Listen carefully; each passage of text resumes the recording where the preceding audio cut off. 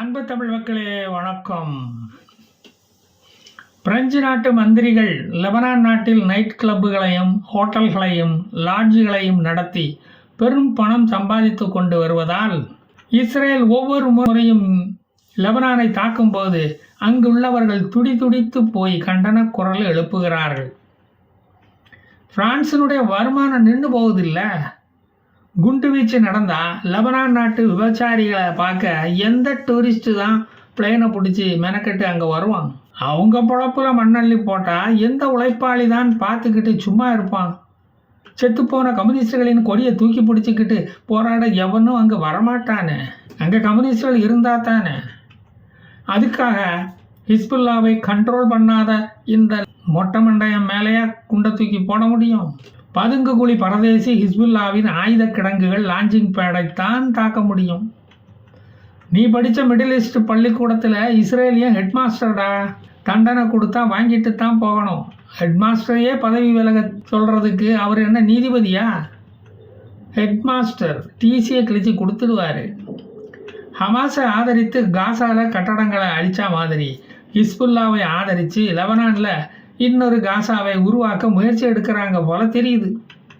அதனால தான் உருவ வழிபாடு செய்யாத அந்நாட்டு மக்கள் நசருல்லா படத்தை வச்சு தெய்வமாக மாலை போட்டு கும்பிட்டுக்கிட்டு இருக்காங்க. இஸ்ரேலை பழிக்கு பழி வாங்குவோம் என்று சூடம் ஏற்றி சத்தியம் பண்ணிக்கிட்டு இருக்காங்க அந்த லெபனான் நாட்டு இஸ்லாமிய இளைஞர்கள். சமீபத்தில் லெபனானில் உள்ள கிறிஸ்தவர்கள் ஒரு கிறிஸ்மஸ் ட்ரீயை அமைத்து அலங்கரித்து கிறிஸ்மஸை இந்த வருடம் விமர்சையாக கொண்டாட வேண்டும் என்று ஏற்பாடு செய்து கொண்டிருந்த போது மத நல்லிணக்கத்துக்கு பெயர் போன இஸ்லாமிய இளைஞர்கள் கம்பு தடிகளை எடுத்து கொண்டு வந்து அந்த மரத்தை அடித்து நொறுக்கி இருக்கிறார்கள். இந்த மரமண்டர்களான அமைதி விரும்பிகள். இந்த மென்டாலிட்டி உங்களுக்கு இருந்தால் எந்த மசூதிக்கு அல்லாஹ் வந்து தங்குவான்? எந்த அல்லாஹ் உங்களை வந்து ஆசீர்வதிப்பான்? அவன் சர்ச்சையும் கிரேட் வெஸ்டர்ன் வாலை நோக்கியும் தான் போவான். அங்கே தானே அவன் உட்காந்துக்கிட்டு இருக்கான். என்னைக்கு அல்-அக்ஸா யூத கோவிலை இடிச்சுக்கிட்டு நீங்கள் மசூதியை கட்டுனீங்களோ அன்னைக்கே அவன் அங்கேருந்து வெளியேறி விட்டான். தெரியாதா உங்களுக்கு? பிரச்சனைகளை உருவாக்கி விட்டு அதை தீர்த்து வைக்க மத்தியஸ்தம் பண்ண மூணாவது ஒரு நாட்டை கெஞ்சி அழைப்பது உங்களை மாதிரி வேற எவனும் இந்த உலகத்தில் இருக்க மாட்டான். மதமென பிரிந்தது போதும் மனிதனாக வாழ்வோம் என்று சொல்ல வெக்கமே இல்லாத போது உங்களுக்கு எதுக்கு வழிபாட்டு ஸ்தலங்கள் என்று கேட்க தோன்றுகிறது. நீங்கள் ரம்ஜான் கொண்டாடும் போது எந்த கிறிஸ்தவனாவது வந்து உங்கள் நோன்பு கஞ்சி கோப்பையை தட்டி விட்டுருக்கானா? இந்திய முஸ்லீம்களை பார்த்தாவது நீங்கள் படிக்க வேண்டாம். அவன் பாகிஸ்தான் கிரிக்கெட்டு இந்தியாவை வீழ்த்தும் போது மட்டும்தான் கைதட்டி பாராட்டி விட்டு அமைதியாகி விடுவான். அவன்தான் உண்மையான அமைதி மார்க்கத்தினர். தெரியலைன்னா கேட்டு தெரிஞ்சுக்கடா. உங்கள் நாட்டில் ஆயில் ஊறின மாதிரி உங்களுக்கு அறிவு ஊறலையே இன்னும். இப்படி திருந்தா ஜென்மங்கள் வாழ்கிறதுனால தான் உன் நாட்டில் மழையே பெய்ய மாட்டேங்குது. நிலம் வறண்டு போன மாதிரி உங்கள் மண்டையும் வறண்டு போய் கிடக்குது. உங்கள் நடவடிக்கைகள் பிடிக்காமத்தான் லெபனான் பார்டரில் ப்ளூ லைனில் நின்று கொண்டு 50 வருடங்களாக பணியாற்றி கொண்டிருந்த ஐநா பீஸ் கீப்பிங் ஃபோர்ஸு 2026 வெளியேற முடிவெடுத்திருக்கிறது தெரியுமா? அது இஸ்ரேல் தாராளமாக உள்ளே வந்து தாக்குதலை நடத்த ஒரு வழிவகுக்கும் என்று அவன் நினைக்கிறான். அவன் ஹமாஸை ஒழிச்ச மாதிரி ஹிஸ்புல்லாவையும் ஒழிச்சு கட்டுங்கப்பா, உங்களுக்கு கோடி புண்ணியமாக போகும் என்று தான் இந்த ஐநாவை வெளியேறுவதாக எனக்கு தெரிகிறது. இந்த ஹிஸ்புல்லாக்கள் 320 ராக்கெட்டுகளை இஸ்ரேல் மேல் விட்டு இருக்கிறாங்க. இஸ்ரேலிய ஜெட்டுகள் அதனால் தான் அவர்களுடைய பதுங்கு குழிகளையும் ராக்கெட் லான்ச்சிங் பேடுகளையும் தாக்கி இருக்கிறது. ஹிஸ்புல்லாவின் சீனியர் கமாண்டரை இஸ்ரேல் ராக்கெட் விட்டு கொண்டதற்கு இந்த தாக்குதல் பழிக்கு பழி என்று சொல்கிறார்கள் இவர்கள். ஹிஸ்புல்லாவின் ட்ரெயினர்களான நயீம் காசம் லெபனான் நாட்டு இராணுவம் என்ன பண்ணிக்கிட்டு இருக்காங்க? உங்கள் நாட்டுக்குள்ளே இஸ்ரேல் ஃப்ரீயாக வந்து எங்களை அடிச்சுக்கிட்டு போகிறோம், நீ திரும்பி தாக்க மாட்டியா என்று கடும் கண்டனத்தை லெபனான் அரசுக்கு தெரிவித்திருக்கிறார். அதோடு 5 நாட்டு அம்பாசடர்களுக்கு நோட்டீஸ் கொடுக்க சொல்லி உத்தரவிட்டிருக்காரு. இவர் சொன்னால் உடனே கேட்டுடணும். முதல்ல அமெரிக்க அம்பாசிடருக்கு உன் கண்டனத்தை தெரிவித்தாயா? அமெரிக்கா இஸ்ரேல் தாக்குதலை எல்லாம் கண்டுக்கவே மாட்டேங்குது. ஐநாவின் செக்யூரிட்டி கவுன்சிலில் முதலில் உன் கம்ப்ளைண்ட்டை ரெஜிஸ்டர் பண்ணினியாயா என்று அரபி மொழியில் கதறியும் லெபனான் பிரசிடெண்ட்டுக்கு காது சரியாக கேட்க மாட்டேங்குது. என்னன்னு பார்த்தா அடிக்கடி இஸ்ரேல் லெபனானில் வந்து குண்டு போட்டுக்கிட்டு இருக்குல்ல, அதனால காது செவடா போச்சு. காது செவடா போனது எவ்வளவு சௌரியமா. அமெரிக்கா போர் நிறுத்தம் செய்த பிறகு இஸ்ரேல் அதை மீறுவதை கண்டிக்க மாட்டேங்குது. ஹிஸ்புல்லாவின் ரகசிய ஆயுத தயாரிப்பை தான் அது கண்டிக்கிறது. இந்த மாதிரி ஒருதலை பாரபட்சமாக செயல்படுவது கண்டனத்துக்குரியதா இல்லையா?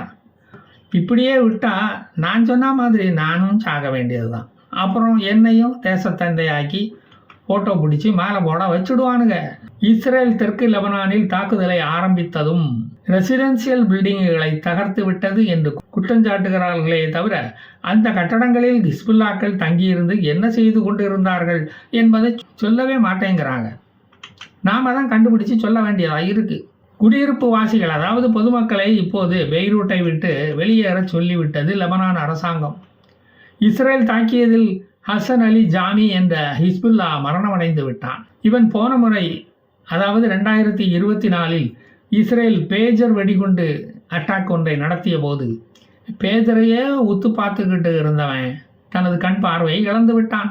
ஆனால் அப்போது உயிர் பிழைத்து விட்டான். அவன் இப்போது காரில் தனது மனைவியுடன் சென்று கொண்டிருக்கும் போது இஸ்ரேல் குண்டுவீச்சில் பலியாகிவிட்டான். அவனது மனைவியும் அவனுடன் துணைக்கு சென்று விட்டார். குருட்டுத்தனமா தாக்கி இப்படி ஒரு குருடனை கொன்று போட்டீங்களாடா, நீங்க நல்லா இருப்பீங்களா? லெபனான் இஸ்ரேலுடன் போட்ட சீஸ்ஃபயர் அக்ரிமெண்ட் படி ஹிஸ்புல்லாக்களை அவர்கள் ஒடுக்கவில்லை, அவர்கள் ஆயுதங்களை ஒப்படைக்க வைக்கவில்லை. எனவே அமெரிக்க பாராளுமன்றம் லெபனானுக்கு அளித்து வந்த இராணுவ உதவி, ஆயுத உதவியை நிறுத்தப் போகிறது. லெபனானுக்கு அளித்து வந்த நிதி உதவியையும் நிறுத்தப் போகிறது. பலமுறை மிலிட்டரி செக்ரட்டரி பீட் ஹெக்ஸெத் பெய்ரூட்டுக்கு போய் ஹிஸ்புல்லாக்களை கட்டுப்படுத்த சொல்லியும் மொட்டத்தலையனால் ஒன்றுமே செய்ய முடியவில்லை, அவர்களை கட்டுப்படுத்தவே முடியவில்லை. எனவே தான் இந்த முடிவை எடுத்துள்ளது அமெரிக்க Congress. Chairman of Lebanese parliament Nabih Berri Iran தாத்தாவிடம் என்ன செய்யலாம் என்று ஆலோசனை கேட்டிருக்கார். லெபனான் பிரதமர் நவாஸ் சலாம் லெபனானில் சீஸ்ஃபயரை தொடர என்ன செய்யலாம் என்று மண்டையை போட்டு குழப்பிக்கிட்டு இருக்காரு. கோமெனி தாத்தா ஒரு ஐடியா கொடுத்தாராம்.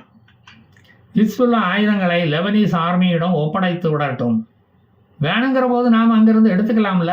இந்த ஐடியா ஒர்க் அவுட் ஆகுமா என்பது தெரியாது. இஸ்ரேல் கண்களை தப்பி எந்த சதி வேலையும் இனி செய்ய முடியாது என்பது லெபனானுக்கும் தெரியும். அவர்கள் ஆயுத ஒப்படைப்புக்கு முடிவெடுக்க தாமதிக்கும் ஒவ்வொரு செகண்டும் இஸ்ரேலுக்கு தங்கள் தாக்குதலை நடத்த பச்சை கொடி காட்டியதாகத்தான் அர்த்தம். பச்சை கொடியை ஆட்டுவதாக அது எடுத்துக்கொள்ளும். இதனால் சாவப்போவது பச்சைகள் தானே தவிர இஸ்ரேலியர்கள் அல்ல. அமெரிக்கா கொடுக்கும் நெருக்கடியில் ஹிஸ்புல்லாக்களிடம் பேசப்போன லெபனான் ஆர்மி அங்கே போய் வெத்தலைப்பாக்கு புயலை போட்டுக்கிட்டு துப்பிக்கிட்டு வந்தது தான் மிச்சம். ஒன்றுமே நடக்கலையே. ஹிஸ்புல்லா லெபனானில் ஒரு பயங்கரவாதி மட்டுமல்ல, அங்கே ஒரு அரசியல்வாதியும் கூட. அரசியல் கட்சியை நடத்திக்கிட்டு இருக்காங்க, அதற்கு அங்கீகாரம் பெற்று இருக்கிறான். இந்த ஹிஸ்புல்லாவை ஓட்டு போட்டு தேர்ந்தெடுத்த மக்கள், லெபனான் மக்கள் தமிழக மக்கள் மாதிரியே இப்போ முழிக்கிறார்கள், அவதிப்படுகிறார்கள். முட்டிக்கிட்டு குனிஞ்சி மண்டைய தடவி என்ன பிரயோஜனம்? பச்சைகளின் பாதுகாவலன் இனி பாதுகாக்கவா போகிறான்? அவன் ஆட்சியை காப்பாற்றவே அவனுக்கு நேரம் தெரியாது. நான் லெபனானைத்தான் சொன்னேன். த லேண்ட் ஆஃப் பைபிள் பெரும் துன்பத்தில் அவதிப்படுவதையும், அங்குள்ள மக்கள் துன்பப்படுவதையும், யூதர்கள் நிம்மதியின்றி வாழ்வதையும் பார்த்து மகிழ்ச்சி அடைய ஒரு கூட்டம் இருக்கும்போது கடவுளின் ஆசியை மட்டுமே நம்பியிருக்கும் ஒரு தேசம் இஸ்ரேல் தான். அது என்றுமே தோற்காது. நேசிப்பவர்களை நேசிப்பவன் என்றுமே தோற்றதில்லை. அன்பு என்றுமே தோற்காது. இது உலகறிந்த ரகசியம். நான் மீண்டும் வருவேன், சொல்லாததையும் சொல்வேன். ஜெய் ஹிந்த்.